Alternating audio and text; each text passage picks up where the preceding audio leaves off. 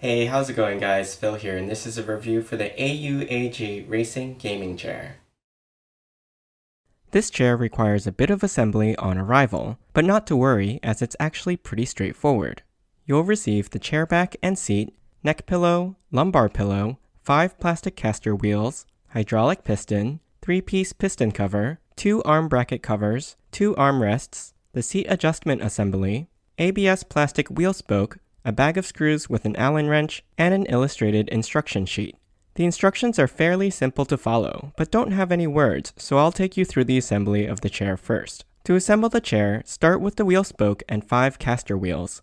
Flip the wheel spoke over and press the stem of each wheel into the holes at the end of each spoke arm.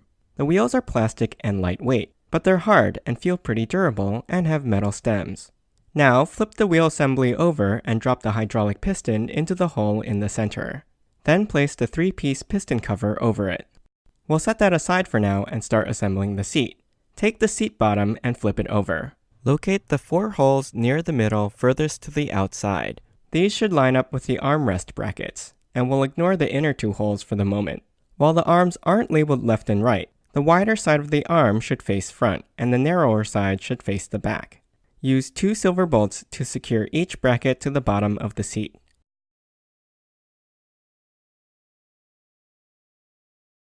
Now flip the seat right side up. Place the chair back in between the vertical metal brackets along the back. Start on the right-hand side of the chair with the fixed position metal bracket. Locate the 2 holes on the chair back and line them up with the bracket. Then place 2 of the silver bolts in the holes. Tighten them only about 75% of the way tight. You'll want to leave a bit of wiggle room to work on the other side. On the left-hand side of the chair, line up the bracket with the 2 holes and insert 2 silver bolts. Then tighten them all the way. Once fully tight, you can go back to the other side and tighten those bolts as well. Now we'll take the plastic cover plates and match them to the correct side of the chair, and screw them in with one of the small black screws provided in the bag of hardware. Now, lay the chair down so you can work on the bottom of the seat. Grab your adjustment assembly and locate the arrow that indicates which side should be facing the front of the chair.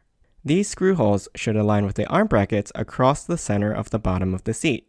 Use 4 silver bolts to attach the lift assembly.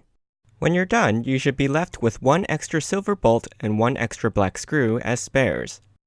Now take your chair and wheel assembly and place the chair so that the top of the piston goes into the tube on the adjustment assembly. The final touches are to add the neck pillow and lumbar support pillow by feeding the elastic straps through the holes at the top of the chair.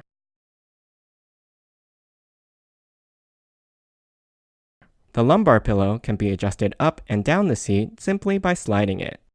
The chair's material is a PU composite leather, but has a very convincing look and feel. The seams on the chair are nicely stitched in even, neat straight lines. The seat is a race car style bucket seat, and it's nice and wide at the legs and at shoulder level as well. The wheels roll smoothly even over this area rug, but performs better on hard floors. The chair itself is pretty comfortable, though gets a little hot because of the leather material, as it tends to retain and reflect some of your body heat. The lumbar and neck pillows provide added support for common stress points.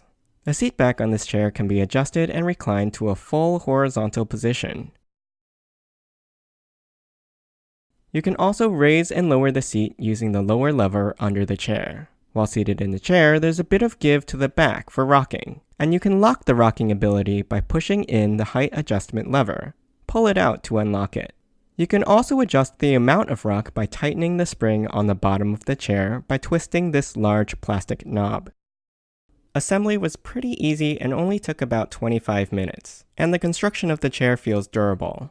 Overall, this gaming chair is quite comfortable, and it gives you a lot of room and freedom. But because the fabric doesn't breathe well, you may feel a little hot or sweaty if you sit in it for a long time.